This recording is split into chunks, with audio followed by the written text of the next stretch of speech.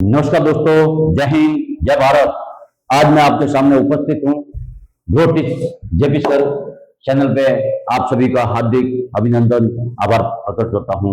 बहुत ही खुशी की बात है कि आप लोगों ने मेरे वीडियो को लाइक भी किया है, शेयर भी किया है और अपने दोस्तों के साथ में शेयर करके मुझे बहुत बड़ी खुशी होती है कि आपको शायद मेरा कंटेंट है वो अच्छा लगा है। बाकी ज्यादा से ज्यादा अपने दोस्तों के साथ में इस कंटेंट को पहुंचाएं ताकि ये हमारा चैनल है ज्योतिष जेपी सर नाम से, वो आपको अच्छा से अच्छा कंटेंट लाके आपके सामने उपस्थित करेगा। आज मैं भी फिर आया हूँ भूगोल का एक टॉपिक लेकर के। राजस्थान के भौतिक स्वरूप के आधार पे ये भौतिक स्वरूप के बारे में बताऊंगा कि राजस्थान के भौतिक जो स्वरूप है उनको 4 भागों में एबीसीडी के आधार पर बांटा गया है। कितने भागों में? 4 भागों में बांटा गया है और उनका भी वर्णन करूंगा। उससे पहले हम चलते हैं राजस्थान का भौतिक स्वरूप। तो हमारे राजस्थान की सबसे प्राचीनतम जो वृत्त पर्वतमाला है जिसका नाम है अरावली पर्वतमाला। क्या नाम है? अरावली पर्वतमाला।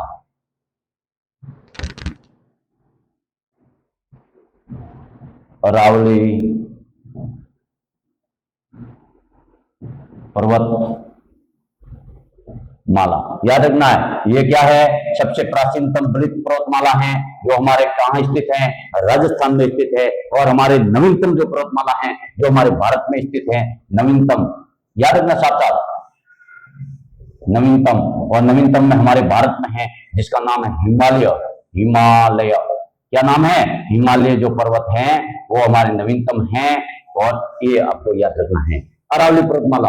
तो हम क्या कर रहे हैं? राजस्थान विश्व के प्राचीनतम भूखंडों का अवशेष है और इन विश्व की बात की है तो विश्व के आधार पर हम इनके प्राचीनतम प्राक ऐतिहासिक काल में जाएंगे। किस ऐतिहासिक काल में जाएंगे? प्राक ऐतिहासिक काल में जाएंगे। तो प्राक ऐतिहासिक काल में हमारे एक भूगोलवेता थे जिनका नाम भूगर्भ शास्त्री थे। वैज्ञानिक कौन थे? भूगर्भ शास्त्री, ये लिखा हुआ है। और ये जर्मनी से बिलोंग करते थे। कहां के रहने वाले थे? जर्मनी से बिलोंग करने वाले थे। इन्होंने एक सिद्धांत दिया था। इन्होंने क्या दिया था? एक सिद्धांत दिया था। उस सिद्धांत का नाम है महाद्वीपीय विस्थापन सिद्धांत। महाद्वीपीय महाद्वीपीय विस्थापन सिद्धांत। सबको नोट करना है, सभी को नोट करना है। अल्फ्रेड वेगनर हैं जो जर्मनी के थे। कहां के थे? जर्मनी के थे। उन्होंने सन 1912 ईस्वी में एक सिद्धांत दिया था, महाद्वीपीय विस्थापन सिद्धांत। तो भूगर्भ शास्त्री थे, कार्बोनिफेरस युग था। और मैं ये भी आपको समझाता हूं, पूरा इसका डीएनए कर देते हैं। आपके दिमाग में एकदम पूरा सेट करके रखूंगा। आज का ये जो वीडियो है बहुत ही इंपॉर्टेंट वीडियो है। मैं इस वेगनर के द्वारा जो अपना जो स्थलीय खंड था, एक गोला था। क्या था? ये पूरा विश्व है। और एक बार ये क्या था? एक गोला था और उस गोले का एक सिद्धांत दिया था अल्फ्रेड वेगनर ने। जर्मनी के रहने वाले थे, भूगर्भवेता थे और यानी भूगोल के वेता थे और ये वायु वेता भी थे, यानी हवाओं के बारे में भी इन्होंने बात की हुई है। तो आपको याद रखना है, एक तो है वायु वेता, वायु वेता और एक भूगर्भ शास्त्री। भूगर्भ ये लिखना है, भूगर्भ शास्त्री यानी भूमि के बारे में जो जानकारी रखने वाले शास्त्री होते हैं, जिनकी जो अध्ययन करते हैं उनको हम कहते हैं। तो ये एक ऐसे वैज्ञानिक थे, ये भूगर्भवेता थे जिन्होंने महाद्वीपीय विस्थापन सिद्धांत, जो हमारे अभी वर्तमान में जो महाद्वीप हैं, आपके कितने महाद्वीप हैं वर्तमान में? कितने महाद्वीप हैं? और महासागर हैं तो आपके 7 महाद्वीप हैं। कितने? 7 महाद्वीप हैं। 7 महाद्वीप हैं और आपके 5 क्या है? महासागर हैं। महासागर हैं। इनको भी याद करना है, नोट करना है। मेरा टॉपिक आएगा, आपको जो टॉपिक मैंने बताया है राजस्थान का भौतिक स्वरूप। बाकी उससे पहले आपको ये समझना अनिवार्य होगा। अगर ये नहीं समझ गया तो आपके दिमाग में सेट नहीं होगा कि हमारे राजस्थान की उत्पत्ति कैसे हुई होगी, हमारे भारत की उत्पत्ति कैसे हुई होगी। इसके बारे में मैं समझाने की कोशिश करूंगा। आप पूरा फोकस इस बोर्ड पे दें ताकि मैं ये समझा सकूं आपके, और आपके दिमाग में ये सेट कर सकूं कि आपको ये कभी भी जिंदगी में भूल नहीं पाओगे। एक बार इस पर पूरा फोकस दिया जाए। मैं इसी ऐसे आशा करता हूं आपसे कि सभी का ध्यान इस बोर्ड पे होना चाहिए और पेन कॉपी लेकर के आप इस पे ध्यान दें। क्यों? क्योंकि ये स्थल खंड था। क्या था? एक बार में जैसे प्राचीन काल में कार्बोनिफेरस युग, कार्बोनिफेरस युग और इसको प्राक ऐतिहासिक काल कहते हैं। जो प्राचीनतम, सबसे प्राचीनतम की बात कर रहा हूं, 1912 में एक व्यक्ति आया, उन्होंने ये सिद्धांत दिया था और उन्होंने इसके आधार पर इनको बांटा कि ये हैं जो 7 महाद्वीप हैं वर्तमान में, और ये 5 जो महासागर हैं, इनका कैसे क्या हुआ, इसका निर्माण कैसे हुआ, जैसे हमारे राजस्थान है और ये भारत है, इन स्थल खंड का निर्माण कैसे हुआ, इसके बारे में मैं समझाऊंगा। अभी देखो आप बोर्ड पे फोकस करें तो ये गोला है, ये गोला एक स्थल खंड था। क्या था? पहले ये आग का गोला बता रहे हैं, उसके बाद में ये क्या है, स्थल खंड के रूप में ये विभाजित हो गया। और ये जो गोला था, इसके चारों तरफ देखना, इसके चारों तरफ एक और गोला है। आपको ऐसे कैसे चित्र बनाना, अपने कॉपी में बनाना है ताकि। और ये क्या है? ये सब पानी है, यहाँ लिखना है ये जल है। क्या है? जल है। ऐसा कैसा चित्र बनाना है आपको, ऐसा कैसा चित्र बनाना है। और ये गोला बनाया तो ये आपका जो ऊपर वाला भाग है, इन्होंने नाम दिया है। इन गोले का जो स्थल खंड था, इस पूरे गोले का नाम दिया है, आपको लिखना है पैंजिया। क्या नाम दिया? पैंजिया। पैंजिया, ये आपको नाम लिखना है। ये इंपोर्टेंट क्वेश्चन है, यहाँ से फोटो हो सकता है। और उसके बाद में इसका जो जल है, ये जो आपको जल दिखाई दे रहा है, इनका भी इन्होंने नाम लिखा पैंथालासा। क्या नाम दिया? पैंथालासा। पैंथालासा जो आपको लिखना है पैंथालासा। पैंथालासा यानी पैंथरमुनि। पैंथालासा इन्होंने नाम दिया इस महासागर का, इस जल के बारे में इन्होंने बताया कि इसका नाम पैंजिया और इनका नाम पैंथालासा। जब ये महाद्वीपीय विस्थापन सिद्धांत, जब ये क्या हुआ, इनका विस्थापन हुआ, जैसे ये प्लेट है, जैसे ये प्लेट है, जैसे ये दूसरी प्लेट है, अगर ये विस्थापन हो रही है, एक प्लेट इधर जाएगी, दूसरी प्लेट इधर आएगी, और इन दोनों में क्या होगा, जब ये दोनों आपस में मिलेगी तो यहाँ से एक को ये भूखंड है, ये भूखंड क्या करेगा, या तो ऊपर बढ़ेगा या फिर नीचे जाएगा। तो ऐसे क्या हुआ, इन दोनों में जब टकराव हुआ, इनमें जब ये दोनों आपस में मिलने की कोशिश की, तो ये जो पैंजिया हैं, इनके क्या हो गए, टुकड़े हो गए। और टुकड़े होकर के कितने टुकड़े हुए? 2 टुकड़े हुए। तो मैं अभी समझाता हूँ, इस चित्र का स्क्रीनशॉट ले लो और आपको याद करना है, अपने कॉपी में ऐसे लिखना है। आगे मैं नेक्स्ट इसको समझाता हूँ कि ले लिया होगा स्क्रीनशॉट, तो मैं मिटाता हूँ। चलो, पैंजिया पैंथालासा तक तो आपको ध्यान हो गया इसका क्या हो गया। अब क्या आगे क्या हो रहा है वो देखो। जैसे जैसे मैंने ये बताया, ये गोला था और इस गोले के अब क्या हो गए, 2 टुकड़े हुए। क्यों हुए? क्योंकि महाद्वीप है, इसका विस्थापन हुआ। क्या हुआ? विस्थापन हो गया। और विस्थापन हुआ तो कितने गोले बने? 2 गोले बने। तो ये देखो, एक आधा गोला इधर ऊपर हो गया और एक आधा गोला ये यहाँ हो गया। अब आपको ये ध्यान रखना है। और ये अपने ये पूरा हो गया। अब क्या, ये देखो जल है, ये जल इसके बीच में भी आ गया। किसमें आ गया? इन 2 गोलों के बीच में भी आ गया। आपको ऐसे कैसे चित्र बनाना है, आपके दिमाग में सेट करना होगा ताकि आपको ये याद हो और कभी भी भूलने की जरूरत नहीं। एक बार भी अगर किसी ने एक वीडियो ये देख लिया तो आपको ये समझ में आ जाएगा कि ये क्या है। ठीक है, तो अभी इन्होंने वैगनर ने ये सिद्धांत दिया कि जब इनके 2 टुकड़े हुए, ये एक टुकड़ा हो गया और ये दूसरा टुकड़ा हो गया। ये उत्तरी भाग में है, अपन को मालूम है, ये उत्तर दिशा है, ये दक्षिण दिशा है, और ये पूर्व दिशा है, और ये पश्चिम दिशा है। इसके आधार से आपको समझ में आ जाएगा ये उत्तर वाला भाग है, ये उत्तरी खंड है। कौन सा खंड है? उत्तर स्थल खंड। स्थल खंड। बाकी ये तो उत्तरी स्थल खंड तो आपने दिशा के आधार पर बता दिया, जबकि इन्होंने वैगनर ने इनका नाम दिया है, वो आपको याद रखना है। इनका नाम दिया लूरेशिया या अंगारा लैंड। अंगारा लैंड, अंगारा लैंड, या इसका दूसरा नाम है लूरेशिया। लूरेशिया, ये आपको लिखना है कॉपी में। ये दोनों नाम लिखने हैं। उत्तर वाले भाग को क्या कहा? अंगारा लैंड। और दक्षिण वाला जो भाग है, इनका इन्होंने नाम दिया, ये भी आप यहां लिख सकता हूं। इसका दक्षिण वाले भाग का इन्होंने नाम दिया, वो इनका नाम दिया गोंडवाना लैंड। क्या नाम दिया? गोंडवाना लैंड। समझ में आ रहा है? ये नोट करना है आपको कॉपी में। और ये जो पानी था, जो चारों तरफ ये जल था, ये जल क्या हो गया, ये बीच में भी विभाजित हो गया और यहाँ तक पानी आ गया। और इस आधार पे है हमारे 7 महाद्वीपों का निर्माण हुआ। कितने महाद्वीपों का? 7 महाद्वीपों का निर्माण हो गया। और आपके 5 क्या हो गए? आपके सागरों का निर्माण, यानी महासागरों का निर्माण हो गया। महासागरों का निर्माण हो गया। ये समझ में किस किस को नहीं आया? अगर किसी को नहीं आया तो वापस दोबारा मैं रिवीजन करवाता हूँ कि जैसे एक गोला था, उन गोलों को वैगनर के द्वारा महाद्वीपीय विस्थापन सिद्धांत के आधार पर उन्होंने कहा कि इनके अंदर क्या हो गया, जब ये आपस में भिड़ने की कोशिश की तो बीच वाला हिस्सा है ये टूट करके, देखो एक गोला है, इनके 2 टुकड़े बन गए और इस टुकड़े का नाम दे दिया, क्या दे दिया? अंगारा लैंड। अंगारा लैंड। और दूसरे वाले जो हिस्सा है, इसका नाम इन्होंने क्या दिया? गोंडवाना। गोंडवाना लैंड। हमारा टॉपिक जो है इससे संबंधित है कि राजस्थान विश्व के प्राचीनतम भूखंडों का अवशेष है। तो हम कैसे साबित करें कि राजस्थान का जो विश्व में है जो प्राचीनतम जो भूखंड है हमारा, ये जैसे अरावली पर्वतमाला है या फिर आपके पश्चिमी पूर्वी मैदानी क्षेत्र है, पश्चिमी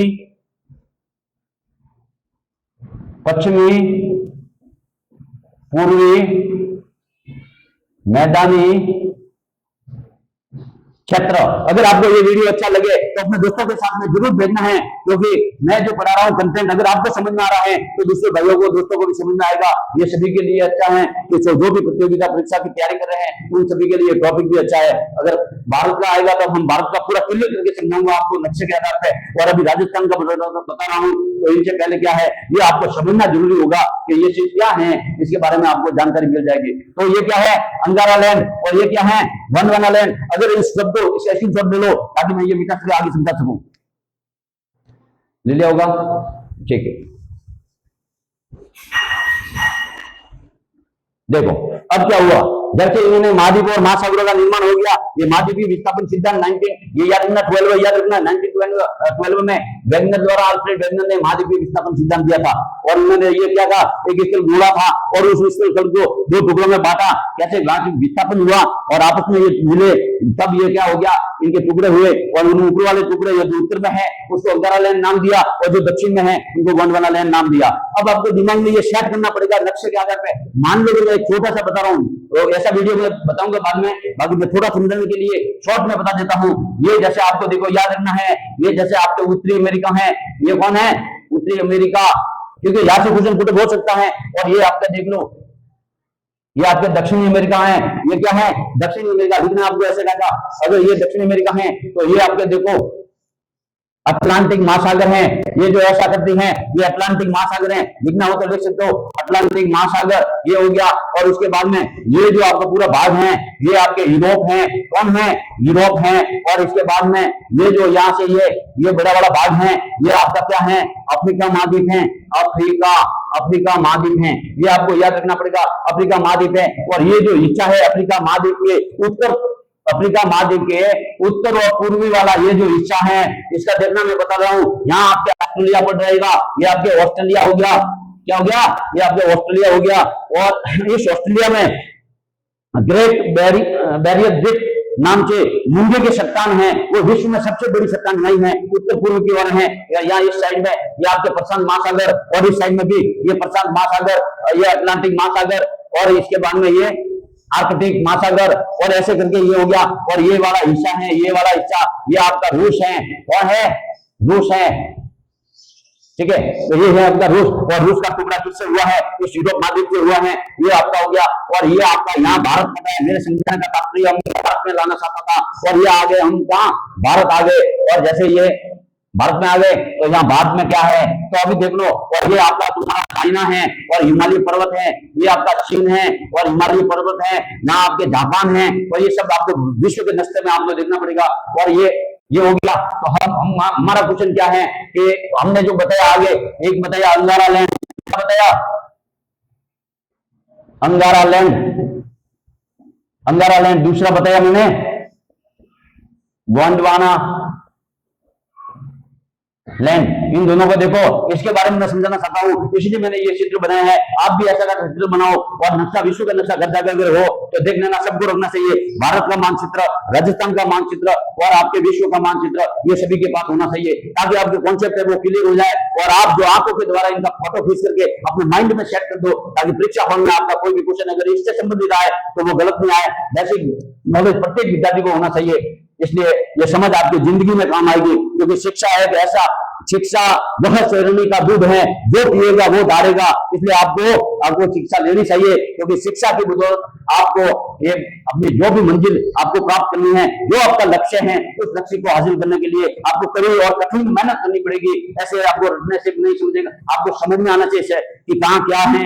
ऐसी बेसिक नॉलेज आपके पास होना चाहिए। और मेरी कोशिश रहेगी कि आपको बेसिक नॉलेज यहाँ से पूरा सेट हो जाए, ताकि एक भी क्वेश्चन यहाँ से अगर पुटअप होता है तो गलत नहीं होगा। तो हम मैं समझाना चाहता हूँ ये है अंगारा लैंड। अब मैं आपको बताना चाहता हूँ ये वाला क्या क्षेत्र है, ये उत्तरी अमेरिका हो गया। और यहाँ जाएंगे तो ये यूरोप पूरा आ गया, और उसके बाद जाएंगे तो यहाँ रूस पूरा आ गया, और उसके आगे हम जाएंगे तो ये चाइना आ गया या आपके जापान वाला आ गया, ये वाला जो पूरा क्षेत्र है ये आपके इस लैंड में आएगा, अंगारा लैंड के अंदर।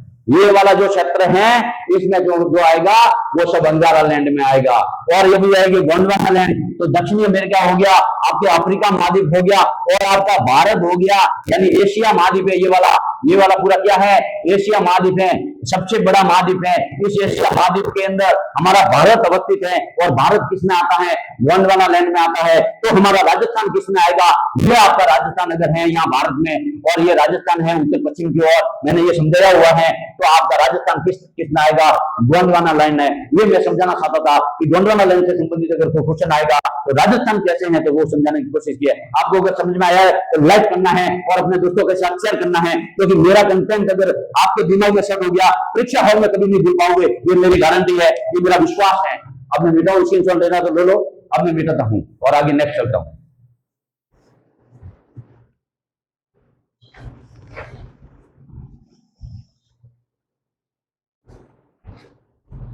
चलो, अल्फ्रेड वेगनर का काम हो गया, मैंने कोशिश की है कि आपको समझ में आ गया होगा। अब हम चलते हैं प्रागैतिहासिक काल में अंगारा लैंड के बारे में मैंने आपको बता दिया, गोंडवाना लैंड के बारे में बता दिया। तो हमारे राजस्थान की बात है, तो राजस्थान की जो क्षेत्र है, जो देखो मैं यह क्षेत्र बता देता हूं, आपको दोनों चीज याद रखनी है।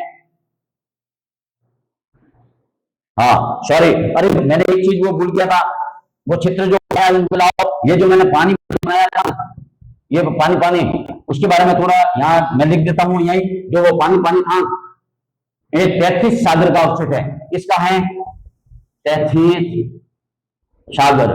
मैंने सागर की तो बात की है, बाकी ये 33 सागर का नाम भूल गया हूं, आप उसमें नोट करके लिख देना ताकि आपको दिमाग में आ जाएगा। 33 सागर यानी वो महासागर की बात है। उन्होंने जो नाम दिया था, हाँ कौन सा नाम दिया था, पेंथालासा, उस पेंथालासा को ही 33 सागर कहते हैं। इसलिए ये 33 सागर, क्योंकि क्वेश्चन में पुट हो जाता है 33 सागर या फिर पेंथालासा, तो आप समझ में आ जाएगा दोनों एक ही बात है, क्योंकि दोनों जल से संबंधित बात कर रहे हैं। किससे संबंधित बात कर रहे हैं, जल से संबंधित बात कर रहे हैं। तो देखो ये 33 सागर हो गए। तो मेरा अब समझाना है कि ये हमारा गोंडवाना लैंड है, और गोंडवाना लैंड में आपके क्या है, भारत है, और भारत के बीच में कौन अवस्थित है, हमारा राजस्थान है, हमारा राजस्थान। और हमारा टॉपिक आ गया राजस्थान का भौतिक स्वरूप। अब यहाँ से हमारा टॉपिक स्टार्ट होता है, ये आपको समझ में आया होगा। अब मैं बताना चाहता हूँ कि राजस्थान है वो भारत, तो हमारा अभी राजस्थान से संबंधित है। मैं यहाँ समझा देता हूँ, ये हमारा राजस्थान है, राजस्थान। और इस राजस्थान को भी आपको ये नक्शे के आधार पर, अगर आपके पास नक्शा हो तो आपके पास नक्शा हो तो नक्शे में सेट करके आपको नक्शा बनाना पड़ेगा।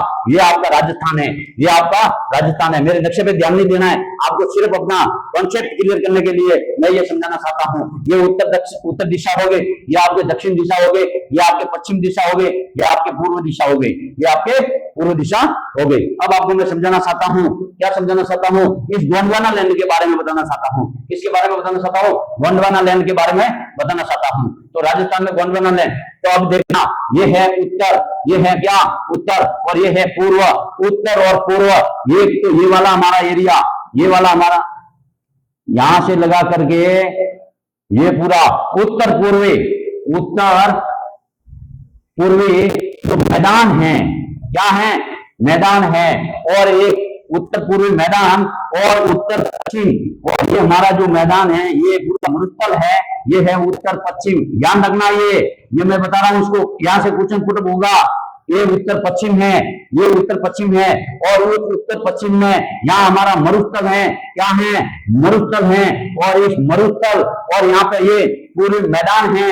और देखना अभी मैं समझा रहा हूँ। और यहाँ पे ये दक्षिण वाला हिस्सा है, यहाँ पे क्या है, पठार है, क्या है, पठार है। और ये आपके ये जो अरावली है, दिखना है, ये अरावली है, अरावली। यहाँ इस मैदान के अंदर क्या आएगी, नदियां आएगी, क्या आएगी, नदियां आएगी। और इस मरुस्थल में क्या आएगी, आपके रेत आएगी, क्या आएगी, रेत आएगी। और ये जो पठार है और ये पर्वत है, यानी पठार, दिखना ऐसा कैसा, पर्वत। ये जो क्षेत्र है पठार पर्वत, ये कौन से हिस्से में, ये आपके दक्षिण भाग में है। बांसवाड़ा, डूंगरपुर, प्रतापगढ़, ये आपको सबको याद है। अरावली कहां पड़ती है, इनका 9% क्षेत्रफल में पड़ती है। और इस अरावली क्षेत्र के अंदर आपके पर्वत पठार ये उनको देखना है। यहाँ पे विंध्य का पठार है, दक्षिणी पूर्वी पठारी क्षेत्र में विंध्य का जो पठार है, उन पठार के बारे में आगे आगे जो ये दक्षिणी पूर्वी पठारी भाग आएगा उसके बारे में विस्तार से समझाऊंगा। अभी मेरे समझाने का सिर्फ एक ही औचित्य है कि जो गोंडवाना लैंड है इनके अवशेष के बारे में पूछ रहा है, क्योंकि राजस्थान विश्व के प्राकृतिक भूखंडों का अवशेष है। इस अवशेष के बारे में समझाने के लिए मैंने ये आपको राजस्थान के नक्शे में ये बताया। आपको ऐसा कारण दिखना, क्योंकि इसका संबंध क्या है वो आपको यहाँ से क्वेश्चन करके पुटअप होगा, तो वो कैसा क्वेश्चन पुटअप होगा मैं समझा देता हूँ। अभी आपको अभी ये बिताऊं, ये आपने लिख दिया होगा, अभी मैं बताता हूँ क्वेश्चन कैसे आएगा। तो आपका फोकस होना चाहिए कि क्वेश्चन भी यहाँ से अगर पुटअप होता तो कैसा क्वेश्चन पुटअप हो रहा है, तो वो मैं समझाऊंगा। बाकी नेक्स्ट वीडियो में लेके आऊंगा, ये जैसे पूरा कराने के बाद में मैं आपको सॉल्यूशन कराने के लिए प्रश्न उत्तर लेके आऊंगा, और आपको सभी को वो वीडियो देखना है। विद्यार्थी ऐसे हैं जो खाली स्किप करके देखते हैं, स्किप करके देखने के बाद में आपको याद नहीं होगा।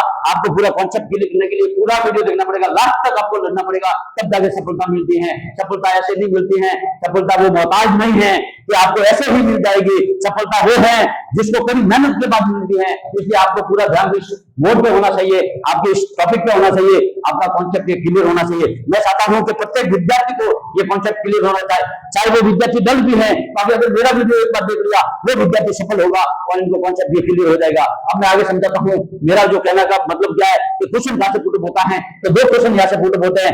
नंबर एक क्वेश्चन होता है यहाँ से पुटअप, जैसे मैंने बताया क्वेश्चन आ गया जैसे पठार, क्या आया पठार और पर्वत। ये अगर ऐसा क्वेश्चन मैं पूछा जाए कि ये किसके अवशेष है, तो आप किससे संबंधित बताओगे। उस ऑप्शन में होगा अंगारा लैंड भी होगा, गोंडवाना लैंड भी होगा, तो आपको उत्तर देना पड़ेगा गोंडवाना लैंड। गोंडवाना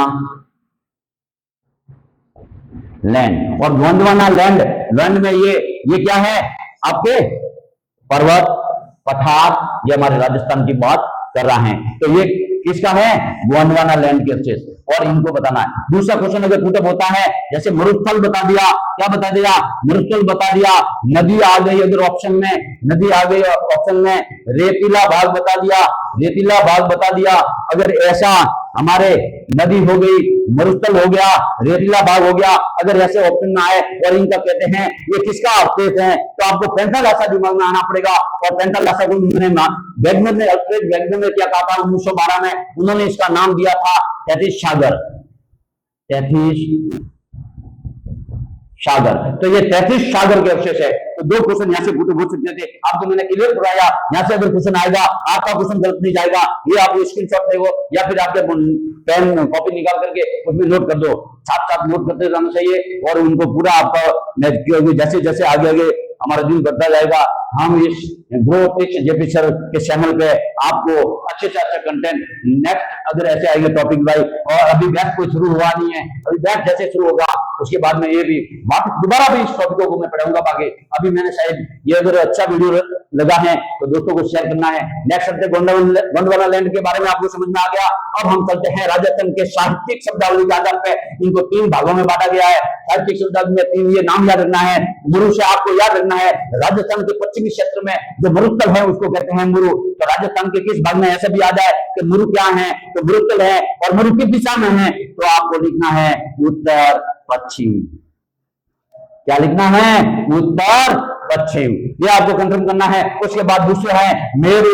मेरु का मतलब जैसे शिखर पे आपका जो शरीर है तो शरीर का ये मेरु वाला हिस्सा है, उसी आधार पे है। ये अगर हमारा पर्वत है, ये हमारी अरावली पर्वतमाला है, तो इनके शिखर पे ये माउंट आबू है। यहाँ सिरोही डिस्ट्रिक्ट पड़ती है, मैं समझाऊंगा आगे नेक्स्ट टॉपिक आएगा। ये सिरोही डिस्ट्रिक्ट है, यहाँ आपके गुरु शिखर है, और उन गुरु शिखर की राजस्थान में सबसे ज्यादा ऊंचाई है, यानी कितनी है, लगभग 1722 वर्ग मीटर। ये आपको याद रखना है, 1722 वर्ग मीटर है। जो उनके ऊपर दत्तात्रेय ऋषि का जो आश्रम है उनकी 1727 बन जाती है, क्योंकि 5 मीटर ऊंचे भी आगे हैं, उसको कहते हैं शिखर यानी मेरु। तो मेरु हो गया पर्वत का जो ऊपरी हिस्सा है, उसको हम मेरु कहेंगे, ये आपको याद होना चाहिए। तो ये अगर पूछा जाए तो ये जो मेरु हिस्सा है वो राजस्थान में कहां पड़ रहा है, अगर उसके ऑप्शन में अगर आपके अरावली वाला आ जाए और उसके अरावली में भी आपके सिरोही का माउंट आबू आ जाए, वो ऑप्शन राइट जाएगा।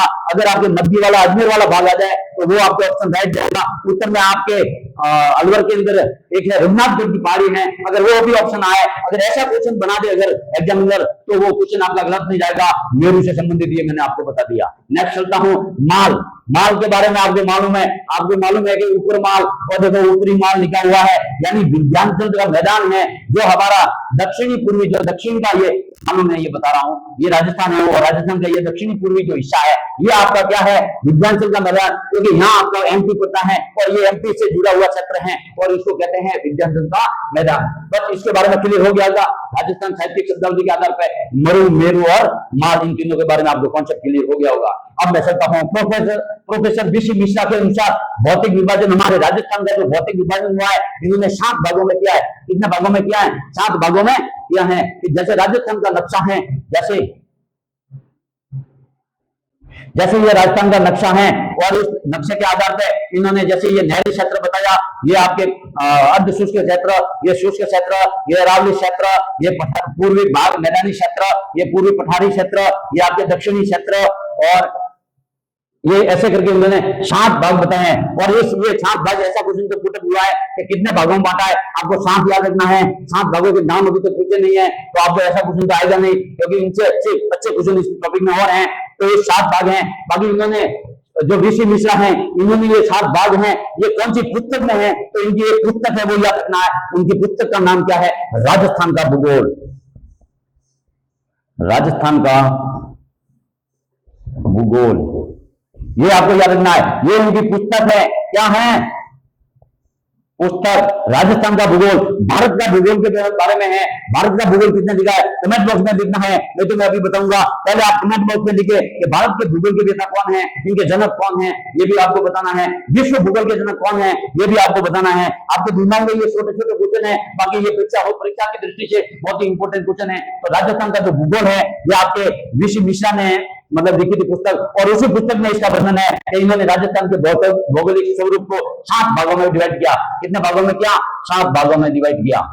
तंत्र हो गया, बीसी मिश्रा हो गया, ठीक। अब है राजस्थान के भौतिक प्रदेश।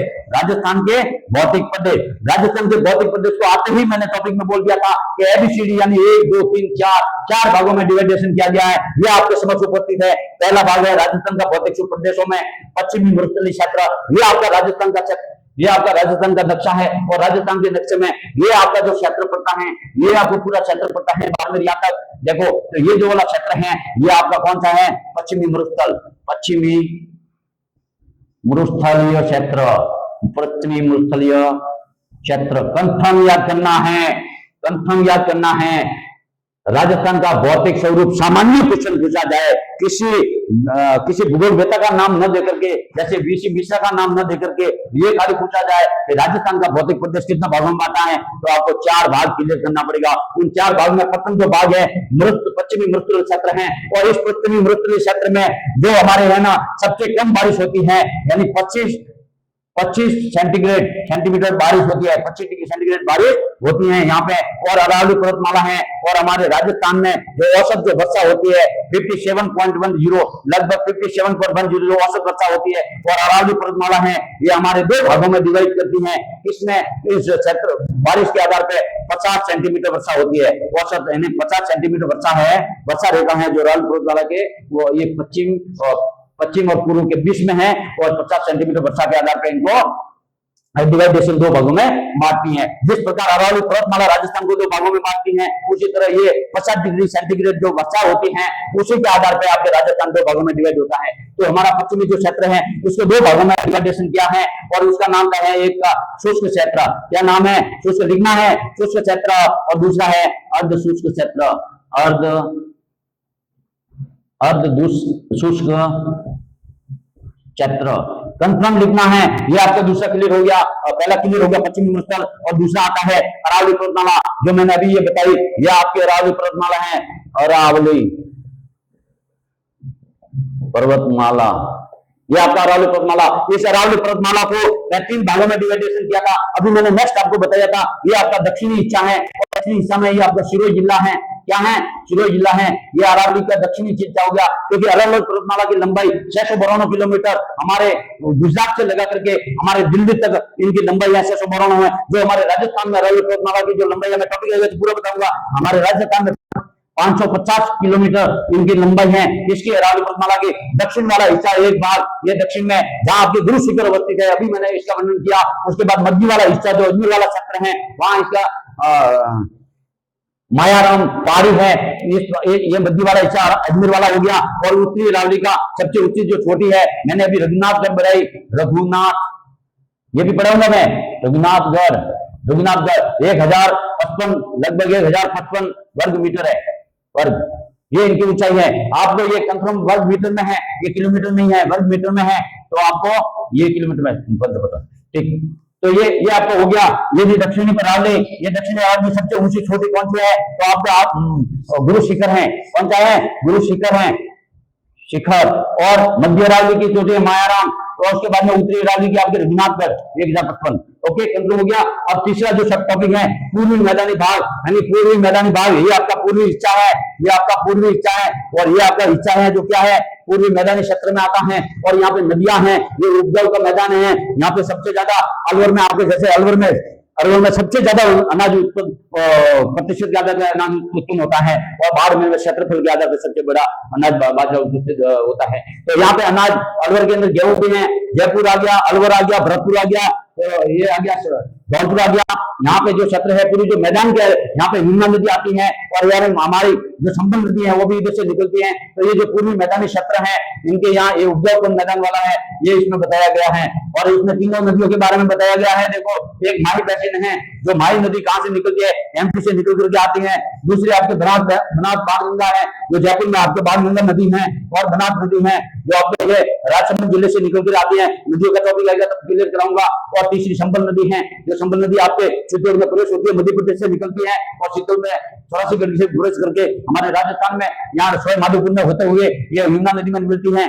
और यमुना नदी वापस जाकर के बंगाल की खाड़ी में आपके गंगा नदी में मिलती है, और यमुना नदी आपके अंतिम में बंगाल की खाड़ी में जाकर मिलती है। ये आपका कॉन्सेप्ट लगभग क्लियर हो गया होगा। और दक्षिणी पूर्वी पठारी भाग, अब मैंने दक्षिणी पूर्वी पठारी भाग, ये वाला आपका जो एक तो आपका हरदोई क्षेत्र है, कोटा बूंदी बाड़ा और झालावाड़, और आपके प्रतापगढ़ बांसवाड़ा डूंगरपुर, ये जो क्षेत्र है दक्षिण वाला भाग, दक्षिणी पूर्वी पठारी भाग है। इसको विंध्य कगार भी क्या नाम से जाना जाता है, जो आपका विंध्य का कगार है, ये आपके 12 डिस्ट्रिक्ट, ये जो हरदोई क्षेत्र है वहीं पे है। और हरदोई का पठार भी आ गया। ये ऐसे करके आज का आपको राजस्थान का भौतिक स्वरूप, कल मैं नेक्स्ट पढ़ाऊंगा पश्चिमी मरुस्थल के बारे में, आपको किन पर एकदम क्लियर करा दूंगा। तो ये टॉपिक आपको समझ में अगर आया है तो प्रत्येक विद्यार्थी के साथ में इसको शेयर करें, और अपने इस चैनल का नाम आपके सभी दोस्तों के साथ जाना चाहिए। राजस्थान की भर्ती कोई भी हो, राजस्थान का भूगोल हो, राजस्थान का इतिहास हो, ये मैं कंफर्म एकदम कल्चर हो, उनके बारे में मैं कोशिश करूंगा कि आपके दिमाग में सेट हो जाए, ऐसी मैं कोशिश करूंगा। पूरे आप भी तैयार हो, मैं तैयार हूं, तो आपको भी तैयार होना चाहिए। ऐसे हमारे, क्योंकि प्रतियोगी परीक्षा में बहुत सारी भीड़ होती है और कंपटीशन का जमाना है, आपको बहुत ही कड़ी मेहनत करनी पड़ेगी। और बहुत धुरंधर है वो बाहर निकल जाते हैं। और ये आप, मैं आशा करता हूं कि मेरे विद्यार्थी इस चैनल पर पढ़ करके आप अपना नाम रोशन माता पिता का करें, जैसी मेरी इच्छा है, और मेरी इच्छा को पूरा करें। जय हिंद, जय भारत।